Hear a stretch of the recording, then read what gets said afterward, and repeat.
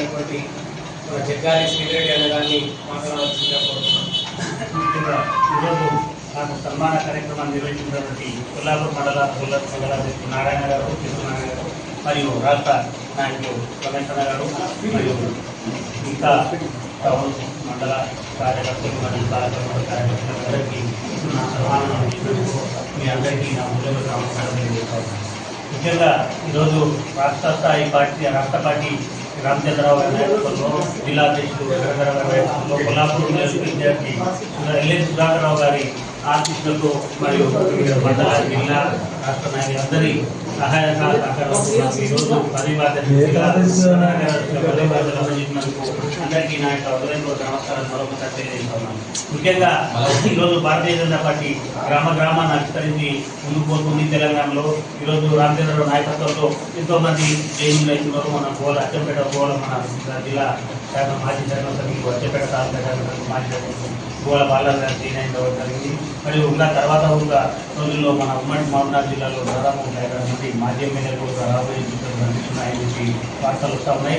అందుకు రాబోయే స్థానిక సంస్థల ఎన్నికల్లో మనం అందరం బీజేపీ పార్టీ కార్యకర్తలు అంతా కష్టంగా పనిచేసి మన బీజేపీ పార్టీని అభివృద్ధి అంటే గెలవడానికి ఎందుకంటే ఫౌండేషన్ ఇస్తే స్థానిక సంస్థలు పంచాయతీ స్థాయి ఎలక్షన్ కానీ ఎంపీటీసీ డిప్యూటీసీ ఎంపీలు అందరూ కలిసికట్టుగా పనిచేసి మన పార్టీని పురోగతికి సాధించి అన్ని పదవులు చేసుకొని మనం జిల్లా పార్టీని రాష్ట్ర పార్టీని ముందు నడిపించాలని చెప్పి ప్రత్యేకంగా మన నాయకులకు కార్యకర్తలు విజ్ఞప్తి చేస్తా ఉన్నాను.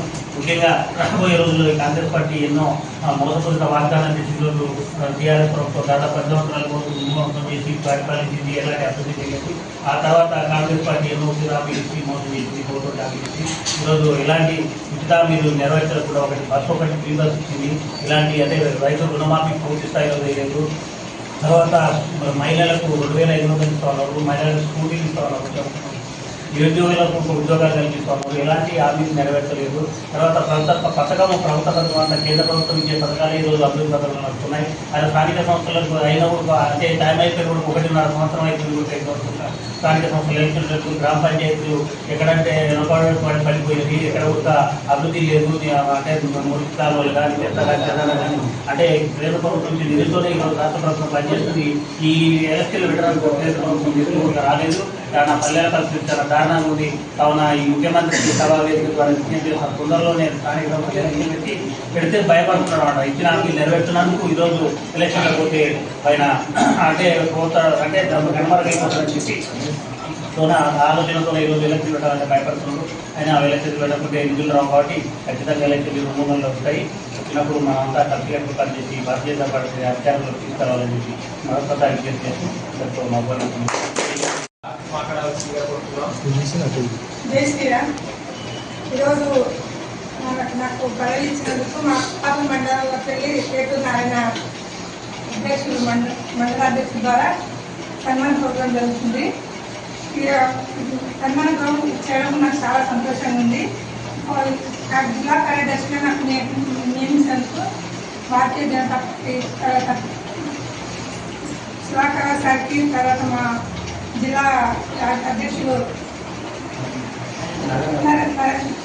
నారాయణరావు సార్ గారికి ధన్యవాదాలు చెప్పుకుంటూ నాకు సపోర్ట్గా మా కొల్లాపూర్ మండలంలో అందరు కార్యకర్తలు సహకరించినందుకు వాళ్ళందరూ కృషితో ముందుకు వెళ్తానని తెలియజేస్తున్నాను.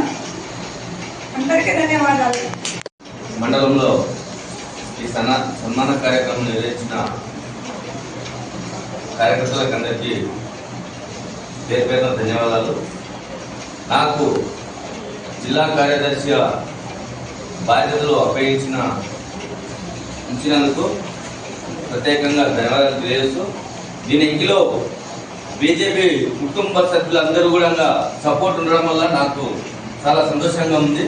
మీ అందరి కృషి వల్లనే ఈ బాధ్యత అప్పగించాలనుకుంటున్నాను. అదేవిధంగా ఈ బాధ్యత ఎప్పుడు కూడా ఎల్లవేళలా నా వంతుగా కృషి చేస్తానని తెలియజేసుకుంటూ ఈ అవకాశం ఇచ్చిన అందరికీ ధన్యవాదాలు.